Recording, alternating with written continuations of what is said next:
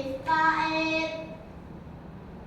Berdoa dimulai. Bismillahirrahmanirrahim.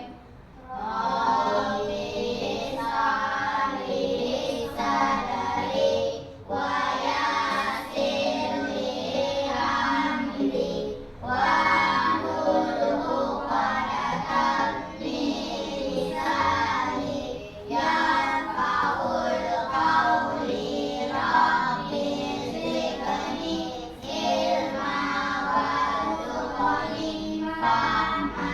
Amin. Oke, sebelum kita masuk materi, gua ambil absen dulu ya. Aditya Rahman, Bintang Aliando, Zenita Tri Ayu Deva, Cantika Aidilatha, Khaira Maharani, Raditya Devni, hadir semua ya.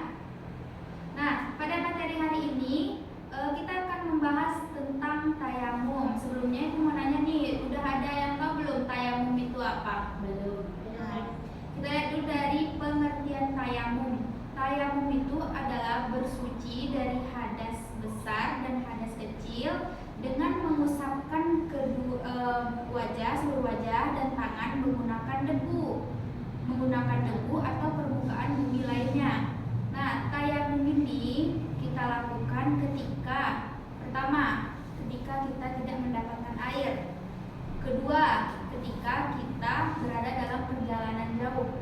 Ketiga, ketika kita lagi sakit, kita tidak kuat untuk menyentuh air. Nah, lalu yang keempat, ketika kita sedang berada di gunung dengan cuaca yang sangat dingin, nah, lalu kita sulit untuk menemukan air. Lalu, tayamum itu ada syaratnya. Yang pertama, menggunakan tanah yang suci dan berdebu. Lalu yang kedua, bersuci dari najis terlebih dahulu. Jadi sebelum kita melakukan tayamum, hendaknya kita bersuci dari najis terlebih dahulu. Sama halnya kalau kita mau berwudu. Lalu tayamum itu digunakan ketika sudah masuk waktu sholat. Biasanya anak-anak sebelum melaksanakan sholat berwudu dulu kan? Nah, karena kita tidak punya air, jadi kita menggunakan cara tayamum. Lalu yang keempat, berusaha mencari air tetapi tidak dapat. Misalnya di rumah lagi kekeringan, kita mau sholat, tapi kita sudah berusaha nih cari air, ternyata nggak ada air sama sekali. Maka sebelum sholat kita harus bertayamum.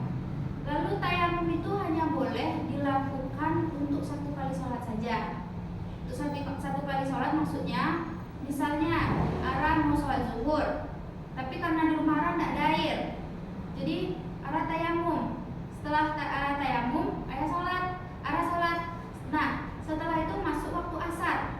Setelah masuk waktu asar, apakah tayamum yang Ara pakai tadi boleh dipakai lagi? Tidak, karena hanya untuk satu kali sholat. Lalu ada pun rukun tayamum. Rukun tayamum itu ada 5. Yang pertama itu memindahkan debu ke muka dan kedua tangan sampai sikut. Memindahkan debu ke muka, lalu kedua tangan sampai siku.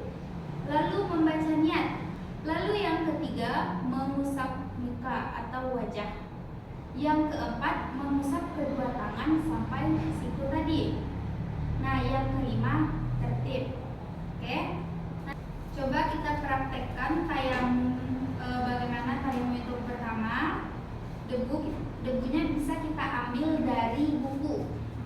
Lihat, buku, siapkan buku di atas.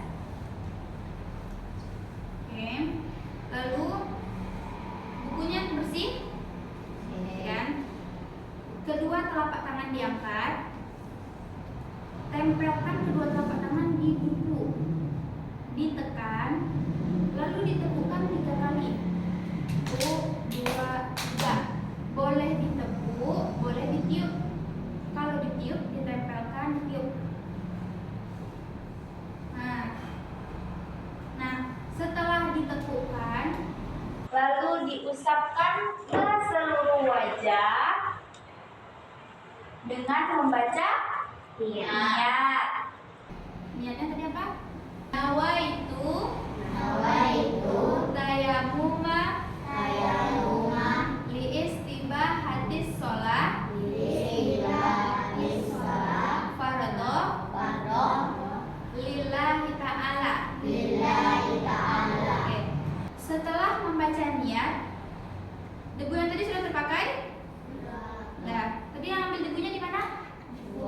Nah, selanjutnya kita mengambil debu di tempat yang berbeda. Tidak boleh kita mengambil debu di satu tempat tadi. Ambil di sebelahnya. Nah, kalau di dinding kan dinding tuh luas tuh. Mungkin cuma itu aja, di sebelahnya masih ada kan? Ambil di sebelahnya, ditekankan lagi tangannya. Ditepuk 3 kali seperti tadi. Lalu tempelkan ujung jari dengan telapak tangan sebelah kiri. Ujung jari sebelah kanan, sebelah tempel dengan telapak tangan sebelah kiri. Bisa? Bisa? Lalu ditarik ke belakang sampai siku. Luruskan tangannya, jempol, putar tangan. Nah, tarik hingga ke ujung jempol. Ujung jempol seperti ini. Pindahkan tangan. Nah, balik lagi tangannya. Tadi kan pakai telapak tangan sebelah kiri, sekarang pakai telapak tangan sebelah kanan. Nah, sudah di ujung, tarik lagi hingga ke siku. Oke. Lalu balik hingga ke ujung jempol. Buang. Selesai. Nah, setelah itu kita membaca doa setelah tayamum. Asyhadu alla